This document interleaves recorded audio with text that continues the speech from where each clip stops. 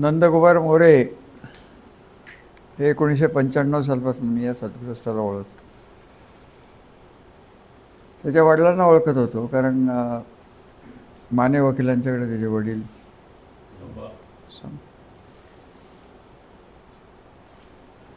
अचानक झालेल्या त्यांच्या मृत्यूमुळे मला शॉक बसला, कारण आज गेला नंदू. तो काल रात्री त्याने माझ्याकडे फोन केला होता की त्याला इकडे यायचं होतं, कारण तो साधारणतः 8-8:30ला येणारा प्राणी होता. सगळं त्याचं काय ते चालतं ते आटपून.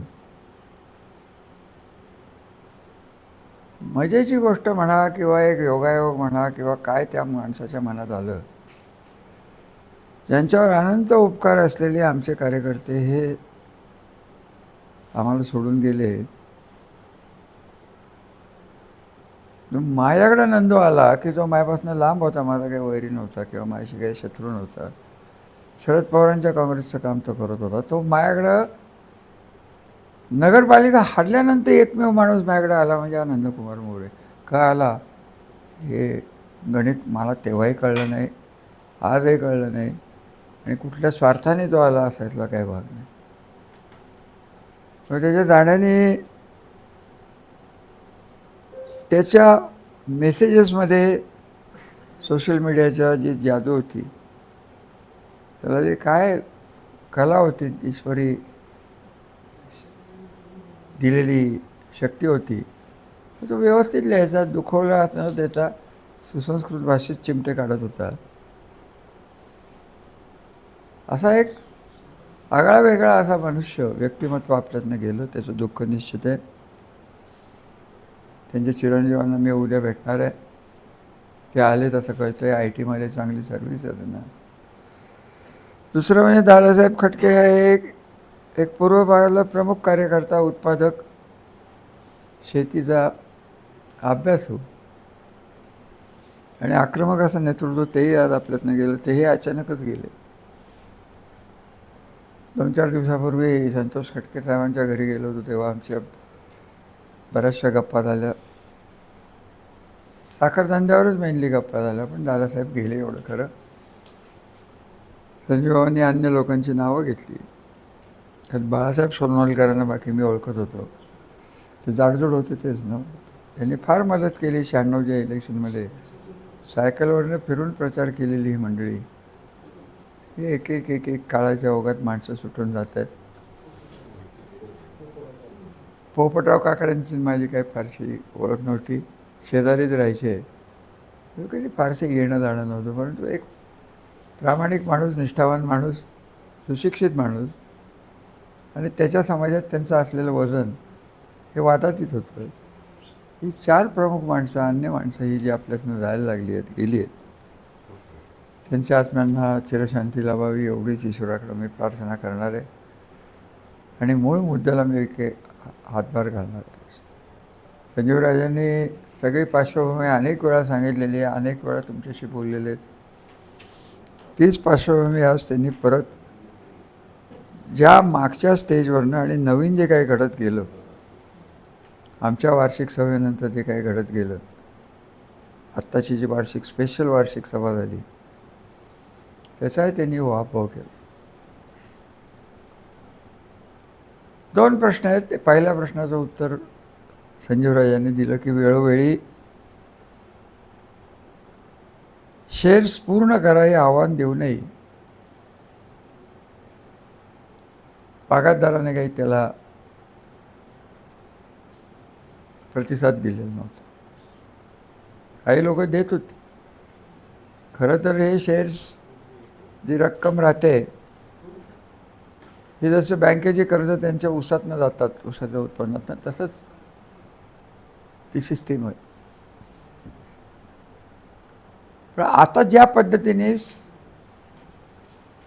सभासद पुढे आले, त्यांना कळून चुकलं की कारखाना, श्रीराम सहकारी साखर कारखाना हा बंद पडायचं कारस्थान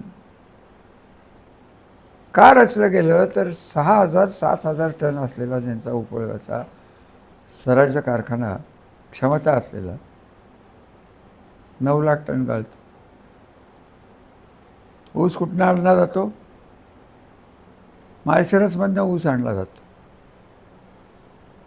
इथलाही तालुक्यातला ऊस कदाचित काही वेडे असतात, त्यांना थांबायचं नसतं, गहू हरभरा लावायचा असतो, ती लोक त्यांच्याकडे टाकतात. आम्ही काय बोललो कधी? यांच्या कारखान्याबद्दल मला तर बरंच माहिती आहे. पण आम्हाला काही घेणं देणं नव्हतं, कारण मागंही मी तुमच्याशी मनमोकळेपणाने नेहमीसारखं बोललो. 85 सालपासून प्रल्हाद पाटलांच्या अर्थकारणाचा फुगा फुटणारे मी सगळ्यांना सांगत होतो. त्यांची कामाची पद्धत प्रल्हाद पाटलांची वेगळी होती.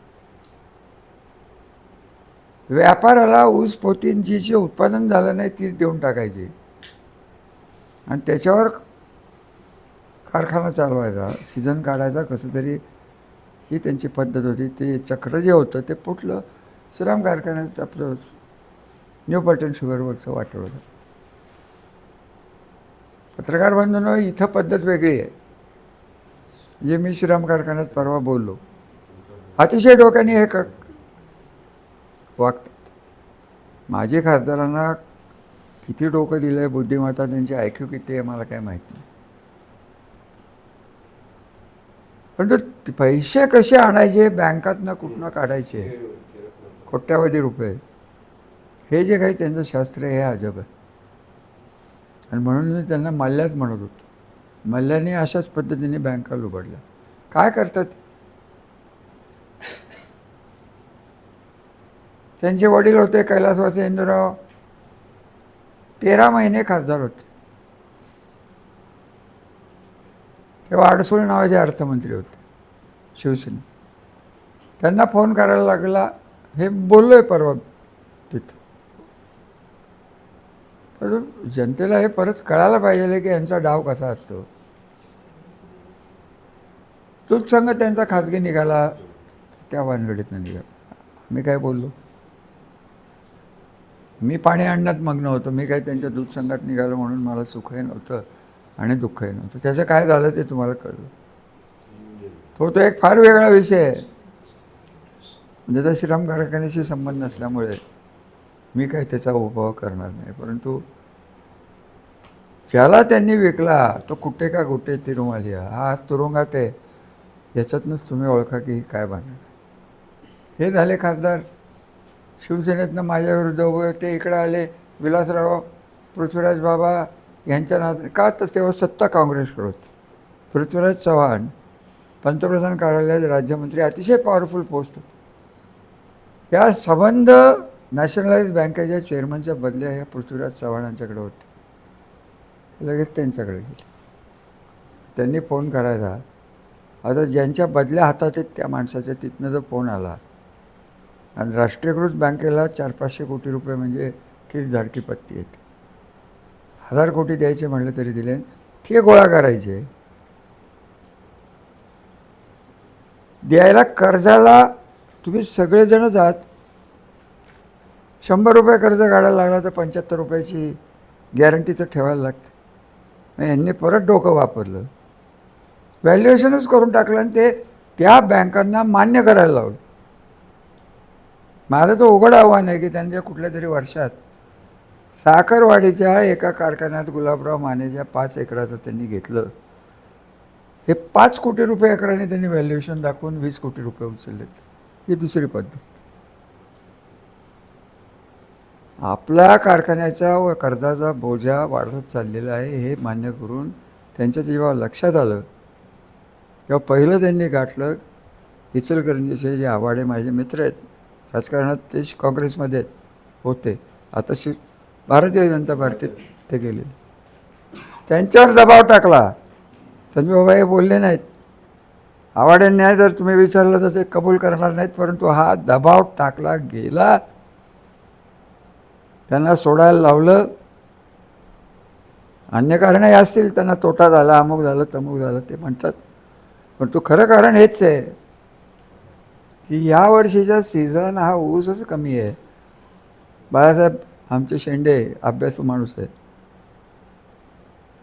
100 दिवसाच्या वर चालेल अशी परिस्थिती नाही. फार झाले ह्यावेळेला 80 दिवस त्यांना ऊस मिळणार नाही आहे म्हणून हा बंद पाडायचा. संजय भाऊ तुम्ही दोघांचा उल्लेख केला नाही. हे 150 आहेत अधिकारी, तर हे सगळ्यात घातकी कॅन्सर आहे इथला. कॅन्सर आहे नाही सगळा आहे, तो इबोला आहे, करोना आहे, अजून काय काय नको नको ती व्हायरस तिच्या डोक्यात.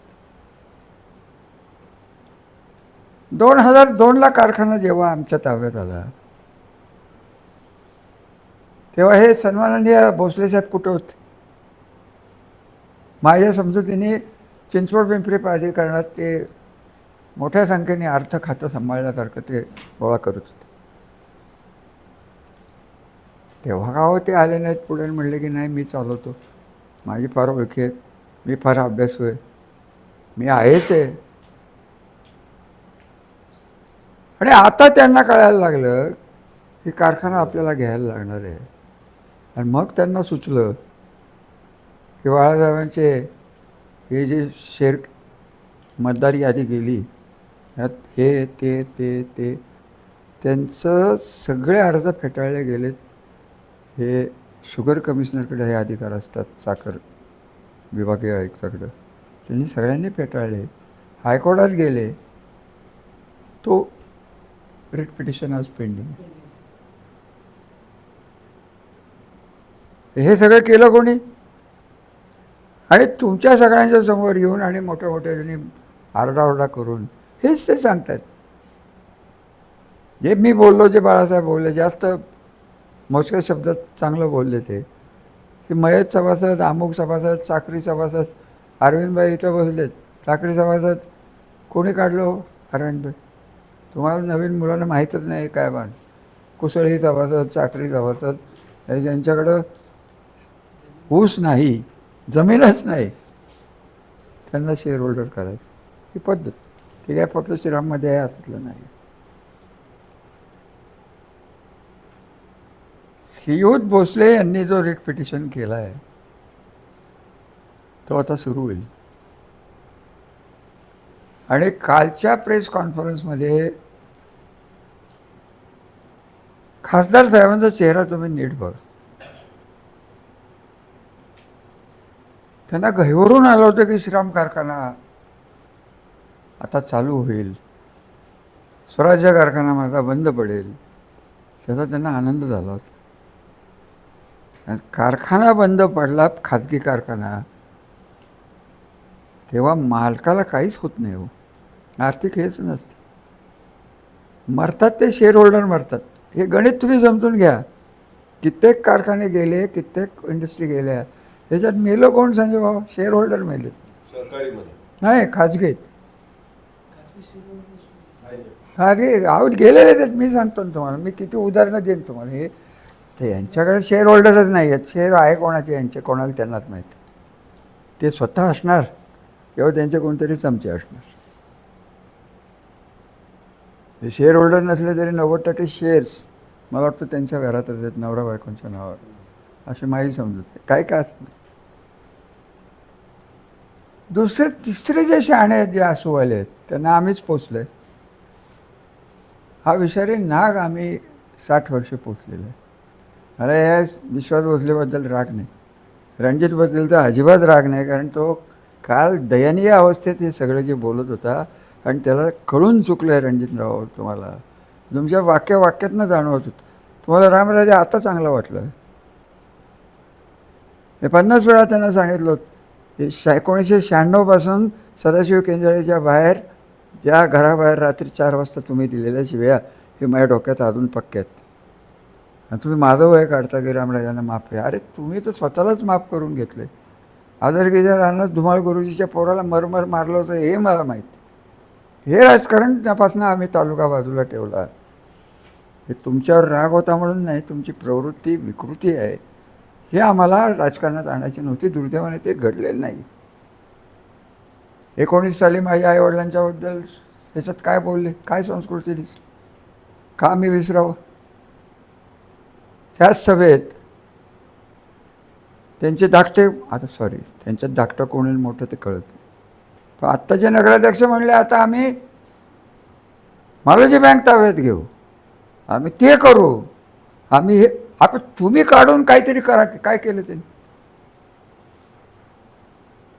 ह्या स्वराज्य दूध डेअरीत हा गुटे का कुठे आला तेव्हा आत मशिनरीच नव्हती, ती आधीच विकली होती.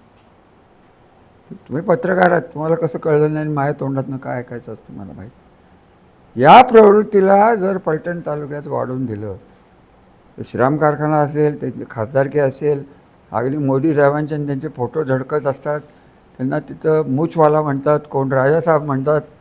आता हे कुठले राजासाहेब आहे ते माहीत नाही. फलटण हे एकच संस्थान होतं, मलटण काय वेगळं संस्थान असलं तुम्हाला काय माहिती. विषय माझ्यापुरता एकच आहे, हे रामराज्य जोपर्यंत जिवंत आहे तोपर्यंत कुठेही काही तुम्ही करायचा प्रयत्न केला, सत्तेतनं तुम्ही जर दाबायचा प्रयत्न केला तर त्याच्या पुढं मी जाऊन सांगतो की देवेंद्र फडणवीसांचे माझे अत्यंत उत्कृष्ट संबंध आहेत. मला जिथं भेटतात कधी आता 3 विधानसभेला मी गेलो नाही आणि माझी प्रकृती व्यवस्थित नव्हती. जेव्हा भेटतात, मी जर त्यांना मेसेज केली तर त्यांचे उत्तर आहेत. इतके माझे संबंध आज आहेत. त्यांना मी जाऊन सांगणार आहे की हे सगळं आम्हाला तुम्ही बोलायला लावताय, त्याच्या अप्रत्यक्ष किंमत त्यांना मोजायला लागणार आहे. आणि हे सगळे कोणाच्या नावाने ओरडत असतात, कोणाची ताकद घेतात हे सगळं जगाला कळून चुकलं. उद्या येणारच होते, मला वाटतं आले का नाहीत माहीत नाही. मला 19ला सभा आहे माननीय मुख्यमंत्र्यांची, असं मी ऐकलं होतं. 20 का 22ला होते माहीत नाही. मी वाट बघत होतो. सांगायचं तात्पर्य एकच आहे की रणजितसिंह नाईक निंबाळकरांना मगरीचे अश्रू असतात ते माहिती आहे ना, तसं झालेलं आहे. शेतकऱ्याला त्यांची कारस्थानं उघडकीस आणली. शिवरायांनी काम केलं. आता हे झालं स्वराज्यच. तुम्हाला किती मंडळींना माहिती आहे, बाळासाहेबांना विचारा. माळेगाव सहकारी साखर कारखाना मी आत्तापर्यंत बोललो नव्हतो कधी, मी बोलायची वेळ आली. पहिले 2 महिने कोणाच्या उसावर चालतो संतोषराव? आपल्या. हा कारखाना बंद पडला तर जसा त्यांचा फायदा होणार आहे तसा माळेगावचा होणार आहे. आणि त्याचे एजंट बाजूला बसलेत. फलटण तालुक्याचं या खर्डेकर मंडळींनी काय केलं एवढं सांगा मला. एकाने उठायचं आणि सांगायचं की रामराजे तुम्ही खोटं बोलताय. तालुक्यासाठी यांनी काय केलं? फलटण एज्युकेशन सोसायटीत आम्ही घेतलं, श्रीराम कारखान्यात शिवाजीराजांनी आम्हीच घेतलं, त्यांचे जमिनी ओढून दिल्या शासनाच्या यांनी, ते आम्हीच केलं. त्यांना मानाची वागणूक दिली, घरातले आहेत म्हणून वागणूक दिली, ती आम्हीच दिली. आणि हा विश्वासघातकी माणूस केवळ हा एक, आणि दुसरा करप्ट माणूस, नैतिक आणि आर्थिकदृष्ट्या विश्वास बसल्यासारखा करप्ट माणूस नाही. त्याला म्हणा तुला काय माझ्यावर कायदेशीर कारवाई करायची कर, नाही साक्षीदार बाहेर काढले तर नावाचा राव रे. विश्वासरावला लाज वाटायची कारण नाही. आता काय त्या माणसाला किती बोललं तरी तो निर्लज्ज आहे. अशा विकृत माणसाला तुम्ही पुढे आणून, एक IAS, दुसरा उद्योगपती, तिसरा सावकार, यांनी काय फलटण तालुक्याचं होणार आहे. मला जी भीती होती गेले 5 वर्ष, ही वारंवार मी अप्रत्यक्षपणे बोलत होतो की करून तर ठेवलं आहे, मला जायला तर लागणार आहे, वय होणारच आहे, या सगळ्या न टळणाऱ्या गोष्टी होत्या. परंतु आम्ही काय केलं नाही एवढं सांगा मला. 2 कारखाने व्यवस्थित झाले, खाजगीकरण झालं का नाही हा वेगळा विषय. श्रीदत्त कारखाना इथं येण्याच्या आधी त्या प्रल्हाद पाटलांच्या न्यू फलटणची साखर हेच घेत होते. त्यांना 108 कोटीला व्यवहार ठरला होता की नाही सांगावं ना प्रल्हाद पाटलांनी, मला सांगावं ना. पाटील जे आज जॅकेट घालून फिरतात आणि जसं काय राजकारणात तज्ज्ञ असल्यासारखे बोलतात, यांनी तर काय केलं नाही एवढं सांगा. 5 कोटी रुपयाला 1 एकर जर गुलाबराव मानेचा दाखवला गेला नसेल तर वाटेल ते हारायला तयार आहे. यावेळी हे तर तुम्हाला एवढंच सांगितलं. पाटलांची अजून एक मला सांगू का, त्यांनी एक नवीन थेअरी काढली. युजली साखर कारखान्याला पैसे कसे गोळा होतात ते तुम्हाला माहिती आहे. 7/12वर पीक कर्ज कोणाच्या? तुमच्या नावावर. पैसे कुठे जातात? शेअरला कारखान्याचे. कित्येक वेळा शेतकऱ्याला माहीतच नसतं की आपल्या 7/12वर, आणि तलाठी सामील, रेव्हेन्यू सामील, सगळं सामील. इथंही काय तेच झालं आहे. प्रत्येक सीझनला तुला नोकरी करायची असेल तर 25,000 ते 30,000ची कर्जाची हमी त्यांना बाळासाहेब घ्यायला लागते. नाही नाही रे, मी चिटबॉईंचं सांगतोय तुम्हाला, लाखाची पण. लाखाची ही कर्ज काढली जातात. अहो या सद्गृहस्थांनी मला उत्तर द्यावं. 4 वर्षापूर्वी मी नागपूर अधिवेशनात होतो, मला जळगावच्या एका आमदाराचा फोन आला. त्यांच्याकडे होते आदिवासी तोडणारी लोक, त्यांनी सोडून दिलं सीझनच्या मध्येच. का सोडून दिलं? ते 5 ते 10 टन ऊसाला वजनाला कट मारायचं आणि त्यामुळे साहजिक त्यांच्या ह्याच्यावर 10 दिवस उपाशी राहिले श्रीराम स्वराज्य कारखान्यात. त्यांचे जे मतदारसंघातले आमदार होते त्यांनी ते BJPचेच होते. त्यांनी देवेंद्र फडणवीसला सांगितलं. त्यांनी देवेंद्र फडणवीसला सांगितलं माझ्या तर तसं झालं तर माझे 12 वाजतील, माझं दिवाळ. देवेंद्र साहेबांनी काहीच केलं नाही. ते आमदार माझ्याकडे आले, म्हटलं बाबा माझं आणि त्यांचं काही जमत नाही, माफ करा. आता माझी माहिती अशी आहे की हे मध्यंतरी जे प्रकरण झालं त्यांच्या ऊस वसुलीचं, त्यांच्याकडं ऊस तोडीला माणसंच जाणार नाहीत अशी परिस्थिती निर्माण झाली. मी काय एवढं बोलतो आहे की त्यांना श्रीराम कारखान्याचं जे उफाळून आलेलं प्रेम आहे, मग आम्ही जेव्हा दारूला द्यायचं ठरवलं किंवा दारूनी एक्सप्रेशन ऑफ इंटरेस्ट यांनी का नाही भरला? यांना कोणी थांबवलं होतं का? जाहिरात होती ना, का भरला नाही? आणि हा सगळा राग आहे हा माझ्यावर जेवढा आहे त्यापेक्षा जास्त आहे. आणि हा त्यांनी बोलून दाखवलेला आहे हे आम्हाला दारू नको. हे सत्य तेवढंच खरं बोललेत. त्यांना दारू का नको आहे? श्रीदत्ताच्या मॅडम ज्या आहेत, तुम्हाला मंडळी सांगतो मी, फारसं नाव त्यांना आवडत नाही. ते रुपारेल, प्रीती रुपारेल मॅडम आहेत. या महानुभाव आहेत. या फलटणला नवीन नाहीत, महानुभाव पंथाला नवीन नाहीत. श्याम शास्त्रीच्या मठात कायम जाणारी ही व्यक्ती आहे. पहाटे 3:30 वाजता गीता वाचणारी ही व्यक्ती आहे. इतकी चांगली श्रद्धाळू भाविक ही व्यक्ती असताना ते त्यांचा व्यापार नीट करणार, पैशाला पैसा जोडणारच. ती मंडळी काय सांगायचं तात्पर्य एकच आहे की अशी माणसं फलटणमध्ये आणली आहे, गेली आहेत की ज्यांना पैसा तर कमवायचा आहे परंतु रितसर मार्गाने कमवायचा. त्यांना त्रास. प्रल्हाद पाटलांनी त्यांचेच पैसे घ्यायचे. सांगायचं राहिलं, प्रल्हाद पाटलांचे एक फार मोठा भारा किस्सा आहे. गोडाऊन आहेत साखरवाडीचे, तिथं बाहेर थप्पी लागायची. कशाची? पोत्याची. आणि मागे काहीच नसायचं. आणि बँका आल्या की तेवढंच दाखवायची, सील मारलं की चालू. एक पोतं 4 वेळा विकले या बाबांनी. एकाने आदिवासी बडवले, शेतकऱ्याचे पैसे. यांनी यांचा कारखान्यावर आणि साखर धंद्यावर बोलायचे यांना अधिकार काय आहेत? बाकीचे सगळे डेली आत्ता सुरू झाला कारखाना की साखर धंद्याकडं, शुगर कमिशनरकडं आपलं क्रशिंग वगैरे कायम असतं, रोज द्यायला लागतं. माहिती एकदाही देत नाही, अजिबात देत नाही. द्या की म्हणावं. रिकव्हरी मुद्दाम कमी दाखवायची का? ते FRP कमी लागते म्हणून. हे अहो या किती गोष्टी या सद्गृहस्थाच्या सांगू. मी त्या आदिवासींनाच आणणार आहे. माझं डोकं फिरलं तर सरळ त्या आदिवासी टोळ्यांना आणेल. त्यांचे पैसे नाहीत, बागायतदारांचे पैसे नाहीत, ट्रकवाल्यांचे पैसे नाहीत, तोडणाऱ्यांचे पैसे नाहीत, त्यांच्यावर पोलिसी जुलूम, एवढं सगळं फलटण तालुक्याने सहन केलं. आणि तरी तुम्ही म्हणताय की श्रीराम कारखाना. 2002ला जेव्हा कामगार गेटच्या बाहेर आले होते तेव्हा हेच महाराज पुढे आले होते, बाहेरनं भरले तर मी पहिला दगड फेकीनी, त्यांची भाषणं आहेत. आणि आज श्रीराम कारखान्याचं यांना प्रेम वाटायला लागलं काय? आणि त्यासाठी ह्या माणसाला विरोध मी करणार म्हणजे करणार. त्या मुलाबाळांचंच वाईट होईल ही माझी, प्रल्हाद पाटलाच्या इस्टेटी जाव्यात ही माझी इच्छा कधी नव्हती, राहणार नाही, माझी संस्कृती नाही.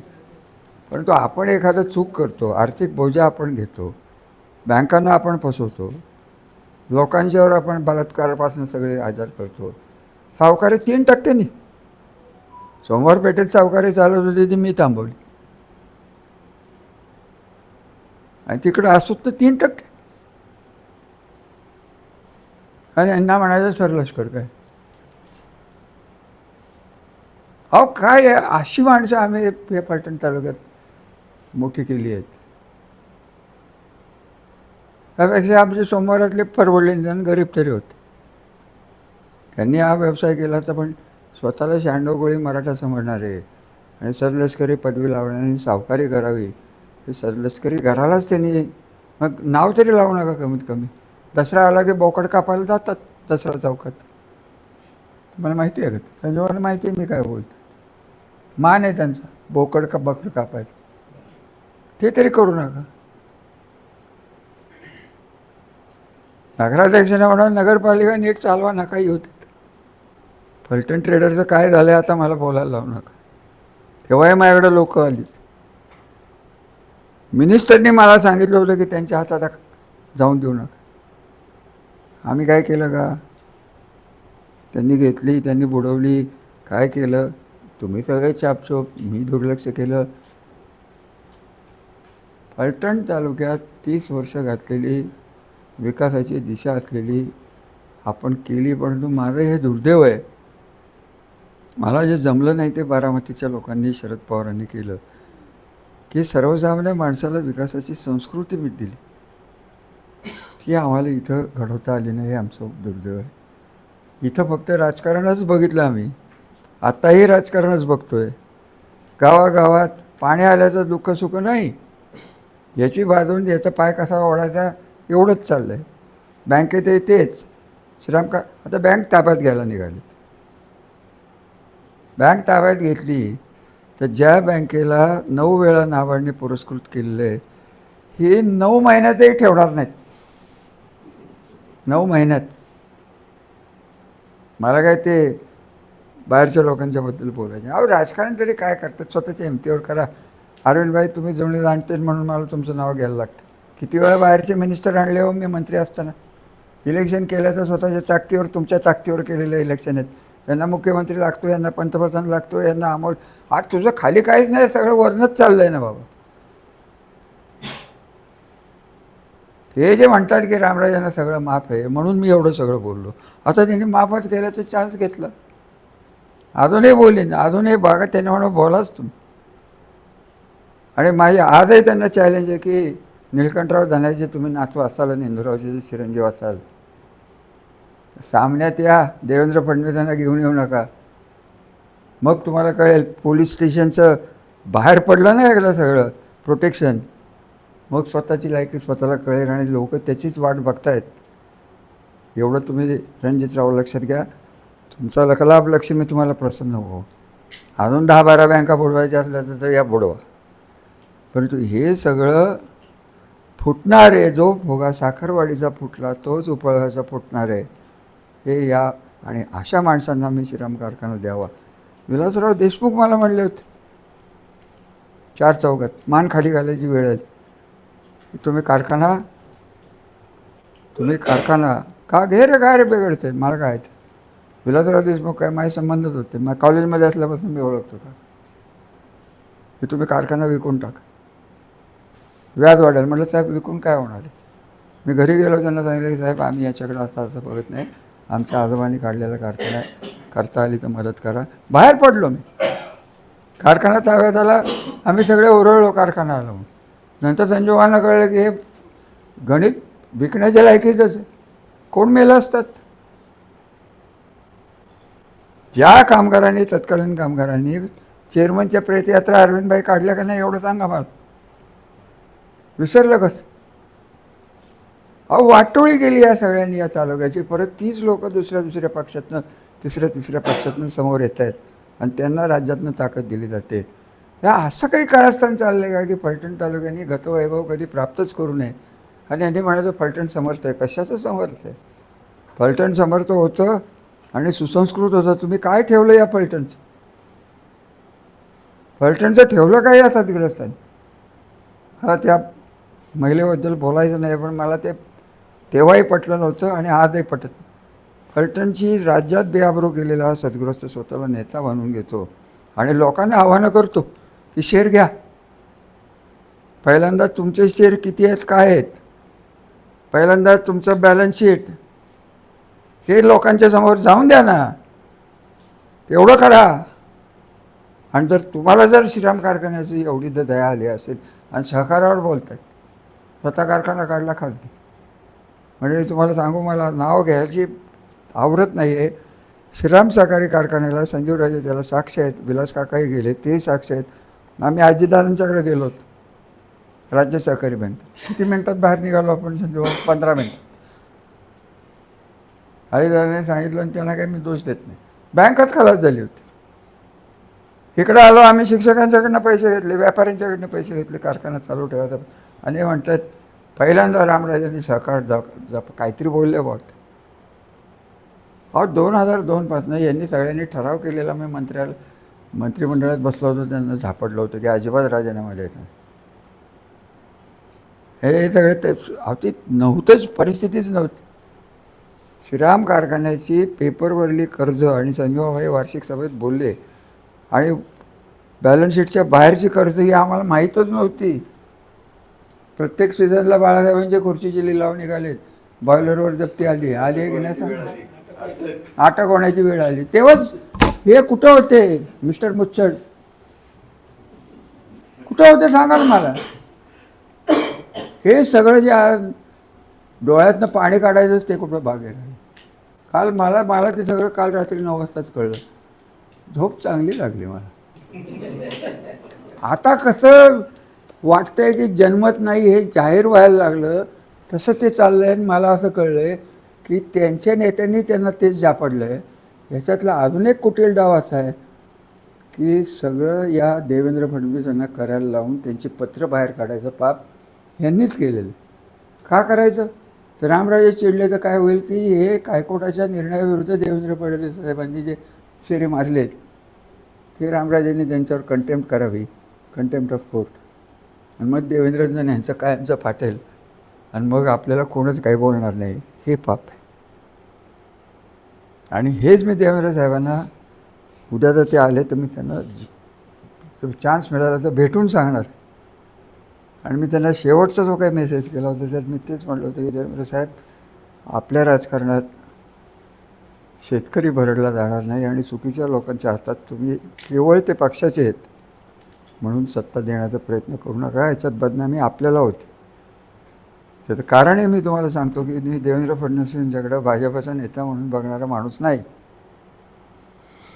मला 30 वर्षाच्या राजकारणात अनेक गोष्टी खटकल्या आणि कधीच पटल्या नाहीत. आणि महाराष्ट्राचा अवमान जो दिल्लीत होतो, शरदराव तेच बोलले परवा की महाराष्ट्राचा पंतप्रधान कधी होणार नाही. हा दिल्लीतला अपमान. तेवढी सक्षम व्यक्ती आजच्या पिढीत, आजच्या राजकारणात केवळ आणि केवळ फक्त देवेंद्र फडणवीस आहेत. त्यांनी स्वतःला पक्षाच्या बांधणीत आणू नये, चांगल्या सुसंस्कृत लोकांच्याबरोबर राहावं, हा त्यांचा निर्णय. मी काही इतका राजकारणी नाही आहे की देवेंद्र साहेबांना मी राजकारण. त्यांच्या चौकटी आहेत, त्यांच्या राजकीय कंपल्शन असतील, कदाचित काय असेल ते असेल. परंतु दिल्लीत जाऊन राजकारण महाराष्ट्राचं काय? अहो 7 मंत्री मी बघितले दिल्लीच्या ह्याच्यात. काय केलं हो कोणी? 7 मंत्री होते एका मंत्रिमंडळात काँग्रेसचे. काय दिलं महाराष्ट्राला? माझ्यासमोर अजितदादा, मी कृष्णा महामंडळाचा मंत्री होतो, पृथ्वीराज चव्हाणानं म्हणलं की ओढा पैसे इकडं पश्चिम महाराष्ट्राकडं. विलासरावांनी मराठवाड्यात नेले तसे आपण नेऊ. मी आहे उपमुख्यमंत्री, रामराजे आहेत. काहीच नाही. ज्या पाण्यावर ते आज मिशा पिळत आहेत हे हातात काठी बघितली ना. डोंगरात मी फिरलो आहे, स्वतः कुठं होते. हिंदुरावांचं स्वप्न होतं म्हणे, हिंदुरावांचं मोर्चा काढून. हिंदुरावांना त्यांची मर्यादा माहिती असल्यामुळे ते मोर्चेच काढत होते. ते काय बाकीच्या भानगडीत पडले नाही. जर धरणं झाली असती तर कधीच झाली असती हो. असे कित्येक मोर्चे आहेत. काय केलं या झुरळ गँगचं आत्ता? तेच तेव्हा झालं असतं. जर स्वरूप कमी होतं. झुरळ काँग्रेसचं काय आहे ते? कॉक्रोच सरकार. हे अशी सिस्टीम आहे ते काही करू शकतात आणि आता तर काही करू शकतील. पण मला काही त्या विषयावर बोलायचं नाही. अशा लोकांच्या हातात सत्ता पलटण तालुक्यातली जाऊ नये, मी जाऊन देणार नाही. आणि त्यासाठी आपण मला दिलेल्याबद्दल परवानगी दिली की काही बोला, तुमचं वय झालं आहे. फक्त मला तुम्हाला एकच प्रश्न विचारायचा आहे की तुमचं वय डोकं कधी वाढणार आहे तेवढं आम्हाला सांगा. माझं वय वाढलं आहे की नाही जगाला माहीत. तुमचं कधी वाढणार आहे? तुमच्यात सुसंस्कृतपणा कधी येणार आहे? मला त्या माणसाने एकदा काय विचारलं त्यालाही संजूबा साक्षीदार आहेत. इंदिरावती मला भेटायला आले होते. पेट्रोलवरची केस झाली होती 2004ला, तेव्हाच सांगतो. हे सद्गृहस्थ मला काय बोलावेत, साहेब तुम्हाला रामराजे तुम्हाला इन्स्पेक्टरला शिवाय देता येतात का? म्हटलं मला नाही देता येत. हे त्याचं लक्षण, हे त्याचे परिणाम. आणि ह्यालाच मी म्हणत होतो की प्रशासकीय दहशत नाही आहे, ही प्रशासनाला घातलेली भीती आहे. प्रशासन दुबळं, कोर्ट दुबळं, जनता दुबळी, पत्रकार दुबळे. आता काय दुबळं व्हायचं राहिलं आहे? आणि 1980 वर्षाचं 80 वर्ष 1980 माझं वय आहे 79. तो बाकी अजून दुबळा नाही. तो लढणार, शेवटपर्यंत लढणार. लोक बरोबर राहिली तरी लढणार, नाही राहिली तरी लढणार. आमच्या घराची ही संस्कृती आहे की आम्ही पराभव पत्करून फलटणच्या लोकांच्यासाठी परत परत येऊन हे सगळं ताळ्यावर आणलं आहे. आताही ताळ्यावर आलं आहे. आणि आता जर ताळा गेला, श्रम कारखाना बंद झाला, तर काय होईल याचं चित्र तुम्ही डोळ्यासमोर आणा. साखरवाडीला जाऊन दम भरायचा. काय दम भरतात? तुमच्याकडे बघून घेईन, रामराजांना पैसे पाठवतो मी CMला सांगेन, हे फोन आहेत याचा दुरस्तच. अशा माणसांना तुम्ही जर खपवून घेणार असाल तर मी काय ते पचवून देणार नाही. मी जुलाबाचं औषध त्यांना पाजणार, म्हणजे पाजणार. माझ्यात जेवढी ताकद आहे तेवढं या रणजित नाईक निंबाळकर या व्यक्तीला माझा दोष नाही, माझा विरोध नाही. त्यांचे जे संस्कार आणि प्रवृत्ती आहे की दुसऱ्याचे हे माझं आहे हे ओरबडूनच घ्यायला पाहिजे, कष्टाने मिळत नाही म्हणून सगळं ओरबडायचं, ही जी त्यांची एक संस्कृती आहे, त्या संस्कृतीला मी शेवटपर्यंत विरोध करणार. श्रीयुत माजी खासदार रणजितसिंह नाईक निंबाळकर, आपण सामन्यात या, इलेक्शनला सामना करा. तुम्ही जसं मला सांगता की रामराजांनी पहिल्यांदा चांगली बाजू घेतली आहे, तुम्ही कधीतरी काहीतरी चांगली घ्या, काहीतरी आयुष्यात चांगलं करून दाखव. फक्त 2 पोलिसच्या गाड्या आणि 4-5 कोटीची गाडी याने तुम्ही चांगलं दिसणार नाही. तुम्हाला जर करायचं असेल तर हिंदूराव आमचा गरीब होता, तर हिंदूरावला जेव्हा जेव्हा भेटायचे आणि नीट असायचे तेव्हा माणुसकी असलेला माणूस होता. यांच्यात माणुसकीच दिसत नाही मला. हिंदूरावचं बाकीचं काही काय असेल ना, परंतु तुम्हालाही त्याची सगळ्यांना कल्पना आहे. बिघडले असले तर काय कोणाचंच खरं नाही, परंतु हे तर कायम बिघडलेलेच असतात. कोणाशी सरळ बोलतो. आमच्याकडची लोक आता परतीच्या वाटेवर आहेत, तिकडे गेली आहेत ना, ती परतीच्या वाटेवर आहेत. आता त्यांचं काय होणार आहे? बहुतेक मला असं वाटतं की फलटण तालुक्यात आत्महत्येचं संख्या वाढायची शक्यता दाट आहे. अशी माझी आपली शंका आहे. माझ्या सकाळी लवकर उठतो मी, त्यामुळे माझ्या डोक्यात बरेच विचार असतात. त्यात असले विचार येतात की त्यांचं काय होईल. इथं लाड होतं, लाडाची सवय. तिथं लाथ आहेत, इथं लाड होते, लाड पटले नाहीत, परवडले नाहीत, स्वार्थासाठी गेले, पदासाठी गेले. आम्ही आहे ते आहे, आम्ही आमचं सोडणार नाही, तुम्हाला विरोध करत राहणार जोपर्यंत तुमची प्रवृत्ती आणि सर्वसामान्य माणसाच्या बाबतीत तुम्हाला जे करावंसं वाटतं हे प्रामाणिकपणे ज्या दिवशी कराल त्या दिवशी मी म्हणेन की तुम्ही खरे हिंदूरावचे सुपुत्र आहात. हिंदूराव गरिबाच्या बाजूने लढणारा माणूस होता. हिंदूरावांना कोणाला किती या पिढीला माहिती आहे मला माहिती आहे. त्यांच्या तोंडात कम्युनिझम असायचं, मार्क्सिझमचं माणूस होतं ते किती जणांना माहिती आहे. हिंदूरावचं बाकीचं सगळं होतं, पण हिंदूराव पुस्तकं किती वाचायचे माहिती आहे तुम्हाला. अशा माणसाच्या पोटी येऊन हे दिवटं कुठनं आलं आहे, कुठल्या योगावरही जन्माला आलं आहे कोणाला माहिती आहे. ते नेमकं फलटणमध्येच का आलं आहे हे मला काही कळत. जायचं होतं दिल्लीला, मोदी साहेबांच्या उजव्या हाताला एक आणि डाव्या हाताला एक. अरे अरे अरे अरे, तेव्हा तुम्हाला शुभेच्छा, तुमचे आभार. श्रीराम कारखाना तुम्हाला न मिळो अशी ईश्वराकडे प्रार्थना. चालू राहावी प्रार्थना. नाही, पण ते तर चालू राहणारच नाही, कधीच चालू करा. आज स्वतःचं चालू होत नाही आहे त्यांचं. काय तुम्ही सांगताय संजू? आज काय परिस्थिती आहे तिथं? अहो त्यांचे बिलं काढलेलं ह्या माणूस बडवतोय गेलेला माणूस. तुम्ही मला सांगा, शेवटचंच मी बोलणार आहे. त्या शिंदेच्या नगरसेवकावर केस झाली ठाण्यात, बऱ्याच केसेस आहेत, बरेच आमदार आहेत, बऱ्याच जणांच्यावर केसेस आहेत. आपल्या जिल्ह्यातले पालकमंत्री गोरेसाहेब त्यांच्यावर केसेस आहेत.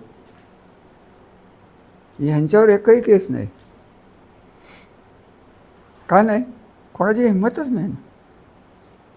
तिथं निदान केस करण्याचं धाडस कोण करत होतं? इथं केस पोलीस चौकीपर्यंत जाऊच शकत नाही अशी दहशत आहे. अजून काय तुम्हाला पुरावा पाहिजे? ते नेहमी म्हणतात माझ्यावर कुठं केस आहे. नाही ना केस बाबा, करायला तर माणूस जिवंत राहायला पाहिजे. आणि शेवटचं मी सांगतो की मी काही हे सोडणार नाही. आणि आमच्या वाडवडिलांनी हे त्यागातनं मिळवलेलं आहे, दहशतीतनं मिळवलेलं नाही.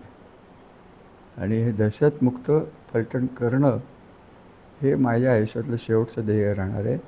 मला काय पार्टी नाही, कोण नाही, कोणाचा राग नाही, हे नाही, ते नाही, काय नाही. सगळे खरं सांगायचं तर राजकारणाला मर्यादा आहेत, लोकशाहीला मर्यादा आहेत. राजकारण ज्या पद्धतीने चाललं आहे ते त्या पातळीवर बोलू. इथे त्या पातळीच नाही, ज्यांना पातळीच नाही त्यांना पातळी गाठायचं कसं सांगायचं, हाच खरा मुद्दा आहे.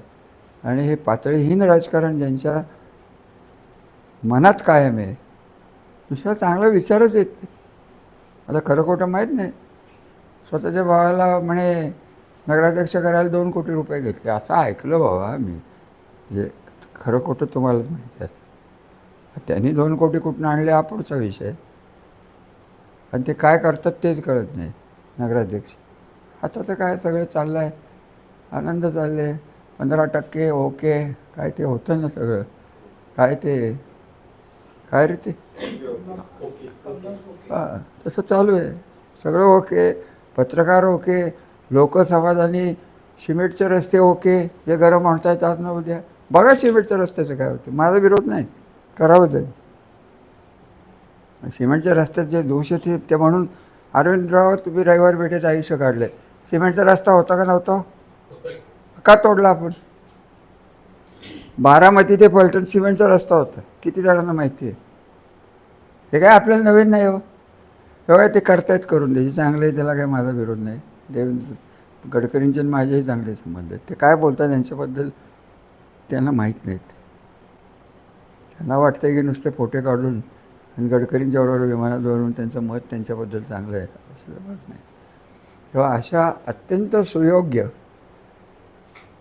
देवाने आपल्याला अशी व्यक्ती आपल्या तालुक्यात जन्माला घातली, त्याबद्दल देवाचे आभार. फक्त देवाला माझी एकच विनंती आहे की तुम्ही ज्या महान व्यक्तीला आमच्या डोळ्यासमोर आणलेलं आहे, 10 पिढ्याचं नुकसान तो 10 मिनिटात करू शकेल अशी ताकद आहे. अशा माणसालाही माझ्या 200 वर्ष जगा आणि सगळ्या जगाचं वाटोळं करा एकदाच. परत माझ्याबद्दल बोलू नका. जी लोक हाताशी धरली आहेत ती तुमच्याहून वाईट आहेत. त्यांच्या हातात श्रीराम कारखाना दिला, ह्या भोसलेच्या हातात जर श्रीराम कारखाना गेला तर हे चित्र इलेक्शन येईल तेव्हा मी सांगेन. ह्याचे सगळेच प्रताप मला माहिती आहेत. कसे माहिती आहेत? आम्ही त्याच खात्याचा मंत्री होतो ना. मला माहीत नसणार तर कोणाला माहिती असणार? शिवराज यांच्याबद्दल तर मी क्लिअर बोललो. एक वेळ रणजित नाईक निंबाळकर परवडला, इथे काय मला परवडत नाहीत, अजिबात परवडत नाहीत. आस्थानीतला साप हा डेंजरसच असतो आणि ते आम्हाला कळलंच नाही हा साप आहे म्हणून. ही आमची अक्कल. आम्ही म्हटलं घरंदाजे फलाणे फलाणे त्याच्याच धुंदीत ते पण आणि त्याच्याच धुंदीत आम्ही पण. कधी पसार झाले आम्हाला कळलंच नाही. आता उद्या काहीतरी प्रवेश होता वाटतं. काय राहून द्या, कसं आहे? तुम्हाला फालतू वाटलं तर तुम्ही आज जाऊन बसा. मी हेच बोलणार आहे. आणि तुम्हाला मी खरं स्पष्ट सांगू का संजय बाबा, आपण फार सुसंस्कृतपणे वागल्याचे हे परिणाम आहेत. कोण घाबरतच नाही आहे आपल्याला. धड कार्यकर्तेही घाबरत नाहीत, धड प्रशासनही घाबरत नाही. आणि जे विरुद्ध आहे ते नेमके उलट आहेत. तुम्ही मला सांगा, तुम्ही दरवेळेस म्हणता हे बोलू नका ते बोलू नका. बोलू नका नाही म्हणलं तर संपत्ती. नाही तो नाही विषय. विषय एकच आहे, कुस्तीला उतरल्यानंतर तुम्ही लंगोटी लावलेल्या पैलवानाच्या समोर 3 पीस सूट घालून कुस्ती जिंकू शकत नाही. आपल्याला तेवढं नागडं होता येत नाही, परंतु तोंडाला तोंड हे दिलंच पाहिजे, आक्रमकपणेच दिलं पाहिजे. आणि जेवढी ताकद आहे ही लोकांच्यासाठी आपल्याला न्यायला लागणार आहे. संजूबाबांची आज्ञा झाली आहे मला की हे थांबवा. बोले झाला त्या आज्ञेला मी म्हातारपणी काही त्यांची आज्ञा मोडू शकत नाही. त्यामुळे आपले आभार. चहा पाणी प्या. चंद्रविलास चहाचं नाव पट. चंद्रविलास असते